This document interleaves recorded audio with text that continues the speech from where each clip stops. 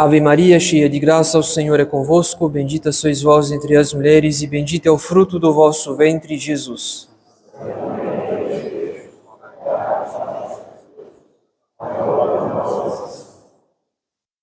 Divino Menino Jesus, Nossa Senhora do Rosário, São José, em nome do Pai, do Filho e do Espírito Santo. Amém. Quero sentar-se. Caros fiéis, o tempo litúrgico da Epifania contempla 3 mistérios da vida de Nosso Senhor, que são a sua manifestação aos homens, ou melhor, a manifestação da sua divindade aos homens, a saber, a visita dos magos ao menino Jesus, guiados pela estrela, o batismo no Jordão, quando o Espírito Santo apareceu sob a forma de uma pomba e uma voz do céu testemunhou que Jesus Cristo é o Filho bem-amado do Pai, e por fim, o último mistério da Epifania, que nós celebramos hoje, o milagre das bodas de Caná, o primeiro que ele operou, como diz o Evangelho. Esse foi o primeiro milagre de Jesus. Realizou-o em Caná da Galileia. Manifestou a sua glória e os seus discípulos creram nele. Durante todo o mistério do Natal, a Igreja insiste em mostrar aos seus filhos que Nosso Senhor assumiu a nossa natureza humana em todas as suas circunstâncias, exceto o pecado. Ele foi gerado no ventre de Maria Santíssima. Ele nasceu no rigor da pobreza, submetendo-se ao recenseamento de César Augusto, acatando uma lei caprichosa e desnecessária da parte do governo de ocupação, como se o Filho de Deus não passasse de um súdito de uma província romana. Ele foi circuncidado no templo, no 8º dia do seu nascimento, como um autêntico filho de Abraão, derramando pela primeira vez o seu sangue, dando provas de que possui uma natureza humana íntegra. E por fim, ele se obrigou a fugir com sua mãe e seu pai adotivo para escapar da perseguição sangrenta de Herodes, quando poderia ter fulminado o rei invejoso com o seu poder divino, em vez de se esconder. Em todos esses mistérios da vida de Jesus Cristo, a liturgia do tempo do Natal manifesta com clareza a natureza humana do Verbo encarnado. Os sacrifícios, as humilhações, as tribulações, às quais Nosso Senhor se submeteu ao assumir a nossa carne humana para a nossa salvação. Por outro lado, no tempo da Epifania, a liturgia faz brilhar diante dos nossos olhos a divindade de Nosso Senhor. Porque Jesus Cristo é homem, mas também é Deus. A sua natureza humana está unida a uma pessoa divina. Ele não deixa de ser Deus ao fazer-se homem. Ele é Deus verdadeiro e homem verdadeiro. No milagre das bodas de Caná, Nosso Senhor manifesta a sua divindade suspendendo as leis da natureza, transformando a água em vinho, o que é impossível para uma simples criatura. O homem pode manejar as forças da natureza, mas não pode suspendê-las. Somente Deus pode agir sobre a natureza para produzir um efeito superior às leis da natureza. Desse modo, o milagre moveu os discípulos ao ato de fé. O milagre deu motivo para os discípulos crerem que Jesus Cristo era o Filho de Deus enviado ao mundo. No entanto, esse milagre não teria sido possível sem uma condição permitida pela providência, desejada pela providência, essa condição era a falta de vinho. Para que Jesus Cristo manifestasse o seu poder sobre a natureza, aquele casal precisou experimentar o constrangimento de não ter mais vinho para servir aos convivas. Se o casal tivesse vinho suficiente, não haveria necessidade para o milagre. Nosso Senhor não teria intervindo, a sua divindade não teria sido manifestada, o Pai não teria sido glorificado e os discípulos não teriam mais um motivo para crer. Isso significa, caros fiéis, que a providência, em certo sentido, precisa permitir as misérias da vida, a fim de que a glória de Deus se manifeste no mundo e a fim de que nós cresçamos na fé, na esperança, na caridade e nas demais virtudes. Deus é Pai, Deus nos ama, mas o amor de Deus é paternal sem ser paternalista. Deus não prova o seu amor por nós, evitando-nos todo e qualquer sofrimento, tribulação ou privação. Pelo contrário, Ele prova o seu amor por nós, dando-nos os meios de suportar um sofrimento, de superar uma tribulação ou de aceitar uma privação. É por meio dos sofrimentos, das tribulações e das privações que nós recebemos tantos sinais do amor de Deus por nós e oferecemos a Deus a prova do nosso amor por Ele, da nossa fé, da nossa esperança, da nossa caridade e assim por diante. Se não fossem os sofrimentos, as tribulações e as privações, enfim, se não fossem as misérias da vida, nós não teríamos tantas ocasiões de mérito sobrenatural. Ou seja, nós não teríamos tantas ocasiões para exercer as virtudes. E assim, o nosso organismo espiritual não poderia crescer e se desenvolver. Nesse sentido, foi um bem que aquele casal tenha experimentado a vergonha, o constrangimento de não ter mais vinho para servir aos convivas. Foi um bem porque sem essa miséria da vida, sem essa circunstância de privação, a Santíssima Virgem não teria intercedido pelo casal, a glória de Deus não teria sido manifestada e os discípulos não teriam motivo para crer. Mas o que é verdade para o casal das bodas de Caná é verdade para todos os casais católicos, para todas as famílias católicas. Para que a graça de Deus se manifeste nas nossas famílias, para que nós possamos exercer mais e mais as virtudes e assim desenvolver o nosso organismo espiritual, a providência precisa nos fazer experimentar inúmeras misérias da vida. A pobreza, a doença, a fome, as dificuldades, as instabilidades, as contrariedades, enfim, tantas e tantas misérias da vida, sem as quais nós arriscaríamos nos esquecer de Deus, porque haveria menos motivo para pedir a graça e desejar a santidade.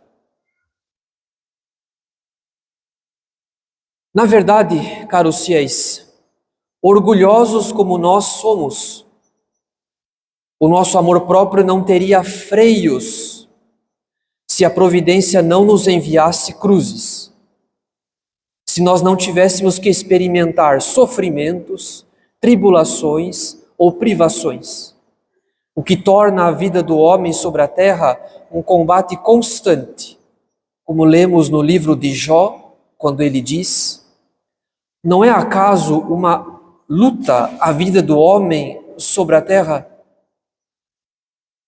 Portanto, o nosso orgulho é um outro motivo pelo qual a providência se obriga a enviar-nos tantos sofrimentos, tantas tribulações e tantas privações ao longo da vida. Se a nossa vida transcorresse numa prosperidade sem fim, nós cairíamos facilmente no esquecimento de Deus. Nós ficaríamos cegos de orgulho. Nós estaríamos todos num risco constante de condenação. Isso quer dizer, caros fiéis, que as misérias da vida são ocasiões para que Deus nos visite, para que Deus visite a nossa vida e manifeste a sua bondade em nossa vida, como Ele manifestou nas bodas de Caná. Nesse sentido, uma outra cena do Evangelho manifesta com ainda mais clareza essa verdade de fé. Quando nosso Senhor encontra um cego de nascença ao longo do caminho, os discípulos lhe perguntam: Mestre, quem pecou, este homem ou seus pais, para que nascesse cego? Nosso Senhor responde: nem este pecou, nem seus pais, mas é necessário que nele se manifestem as obras de Deus. Então tenhamos bem viva em nossa alma essa certeza, caros fiéis. As misérias da vida são ocasiões para que Deus manifeste a sua graça, para que nós cresçamos em virtude e para que o nosso orgulho seja mortificado. Sem as misérias da vida, nós seríamos ainda mais orgulhosos do que já somos. Se a nossa vida fosse uma prosperidade sem fim, nós facilmente nos esqueceríamos de Deus e estaríamos num risco constante de condenação. Porém, pouco adianta afirmarmos essas verdades de fé de modo abstrato, sem considerá-las nas circunstâncias concretas da nossa vida. Nós precisamos descer até as circunstâncias concretas da nossa vida. Nós precisamos considerar cada uma das circunstâncias concretas da nossa vida, da nossa família, a fim de exercer a virtude da fé sobre cada uma delas, olhando-as não com um olhar meramente humano, mas com um olhar de fé. Ou seja, nós devemos ver a nossa vida do ângulo da eternidade, como o próprio Deus vê a nossa vida, a partir de motivos sobrenaturais. Afinal de contas, se a providência quis que faltasse vinho nas bodas de Caná, é porque nós precisamos experimentar a pobreza, a miséria, a enfermidade, enfim, as limitações da vida, a fim de que Deus mesmo manifeste o seu poder, a sua bondade, a sua misericórdia sem limites em nossa vida. O milagre das bodas serve de exemplo para que nós tenhamos sempre um olhar sobrenatural, um olhar de fé sobre as misérias da nossa vida. Sem esse olhar de fé, nossos sofrimentos, nossas tribulações, nossas privações não farão nenhum sentido. E assim nós seremos tentados ou ao espírito de negação ou ao espírito de revolta. Portanto, consideremos bem cada uma das circunstâncias concretas da nossa vida, com um olhar de fé. Consideremos cada uma delas como aquele vinho que faltou para que a glória de Deus se manifestasse. Em primeiro lugar, nós não devemos ter medo, caros fiéis. Ou melhor, nós não devemos nos deixar dominar pelo medo das crises e dificuldades financeiras. Nós não devemos ter medo da falta de trabalho ou do risco de perder um trabalho. Nós também não devemos ter medo, ou melhor, nós não devemos nos deixar dominar pelo medo das enfermidades pelas quais Deus visitará uma família católica. Seja o pai, seja a mãe, sejam os filhos. Deus há de visitar-nos algum dia por meio de alguma enfermidade, por meio da dor física. E ainda mais, é possível que Deus visite a nossa casa por meio de alguma limitação no desenvolvimento das crianças. É possível que algum filho venha a nascer, ou então que algum filho já tenha nascido com alguma limitação de atenção, de aprendizagem, alguma limitação motora ou de socialização. E isso está longe de ser um castigo ou uma maldição. Muito pelo contrário, é preciso que os pais aceitem de bom grado, de bom coração, com um espírito sobrenatural, com um olhar de fé, a condição do filho, sem a qual a graça de Deus não se manifestaria com tanta abundância na família, como ela se manifestou nas bodas de Caná. É certo que Deus não nos promete a cura para cada enfermidade ou então para cada limitação. Porém, também é certo que Ele não nos permitiria sofrer as misérias da vida se não quisesse a nossa maior santificação. Além disso, nós não devemos ter medo, ou melhor, nós não devemos nos deixar dominar pelo medo das instabilidades, das variações, das flutuações da vida. Uma família pode ser honrada e mais tarde desonrada. Uma família pode se encontrar na prosperidade e mais tarde em grandes dificuldades. Uma família pode viver na consolação e mais tarde ser assediada por muitas desolações. Uma família pode usufruir de paz e mais tarde ser perseguida por causa de sua fé pelos próprios familiares. Nosso Senhor nos deu o exemplo para que mantenhamos o espírito sobrenatural nas instabilidades e variações da vida. Ele mesmo se obrigou a fugir para o Egito, para escapar da mão de Herodes. São José foi avisado de última hora pelo anjo, sem a possibilidade de planejar essa fuga.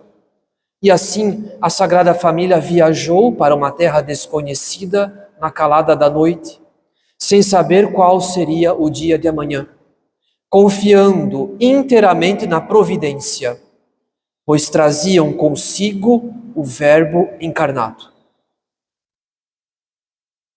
Portanto, caros fiéis, Deus visita cada uma das nossas famílias por meio das misérias da vida.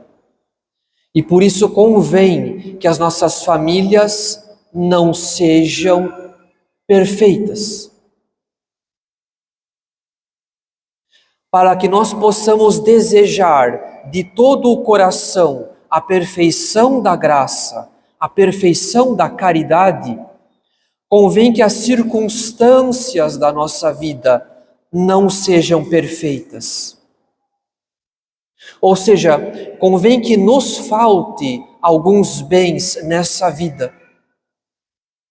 Convém que soframos com a privação dos bens materiais, com as imperfeições do corpo, com a instabilidade, as variações e as flutuações da vida.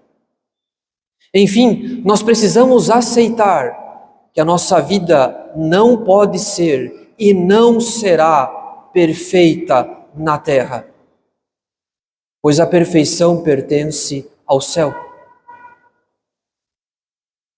Então aceitemos, caros fiéis, aceitemos de bom coração o vinho que nos falta, o vinho que se esgota, as talhas vazias de vinho. Aceitemos tudo aquilo que nos falta, aquilo que Deus nos retirou, ou aquilo que Deus não nos deu e não nos dará. Algumas famílias sofrem com as dificuldades financeiras, outras sofrem com os males que vêm da prosperidade. Algumas sofrem com as dificuldades de uma família numerosa, outras com a ausência de filhos. Algumas sofrem com alguma limitação no desenvolvimento dos filhos, outras sofrem com a perda de um filho. O vinho há de faltar em cada uma das nossas famílias. As misérias da vida deverão visitar cada uma das nossas famílias. Mas a graça de Deus, esta não há de faltar. Caso tenhamos um espírito sobrenatural, um olhar de fé, percebendo em cada miséria da vida uma ocasião para crescermos na fé, na esperança, na caridade, na humildade, na paciência, na mansidão e nas demais virtudes. Somente assim poderemos dominar o nosso medo, porque nós certamente teremos medo. Medo de sofrer, medo de perder, medo de não conseguir. Mas esse medo deve ser dominado pelo espírito de fé, pelo exercício das virtudes, pela confiança na bondade sem limites de nosso Senhor. Essa certeza de fé que deve animar a nossa vida é a mesma certeza que conduziu o apóstolo Paulo até a perfeição da caridade.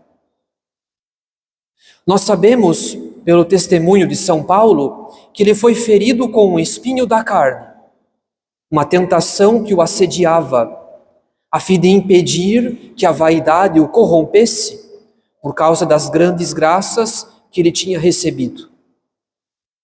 Por 3 vezes o apóstolo rogou para ser libertado daquele espinho da carne, mas nosso Senhor lhe respondeu: basta-te a minha graça, porque é na fraqueza que se revela totalmente a minha força. Nós também, caros fiéis, aceitemos de bom coração as fraquezas que a providência nos faz experimentar. Se não fosse essas fraquezas, se não fosse essas misérias da vida, o poder, a bondade, a misericórdia de Deus não se manifestaria com tanta abundância na nossa vida. Se não fosse aquelas fraquezas, aquelas misérias, não rezaríamos tanto, não teríamos tantos motivos para praticar a humildade, a paciência, a mansidão e tantas outras virtudes. A família não estaria unida e perseverante na oração. Tenhamos então a coragem de aceitar as imperfeições da nossa vida, desejando, acima de tudo, a perfeição da caridade em nossa alma. Em nome do Pai, do Filho e do Espírito Santo. Amém.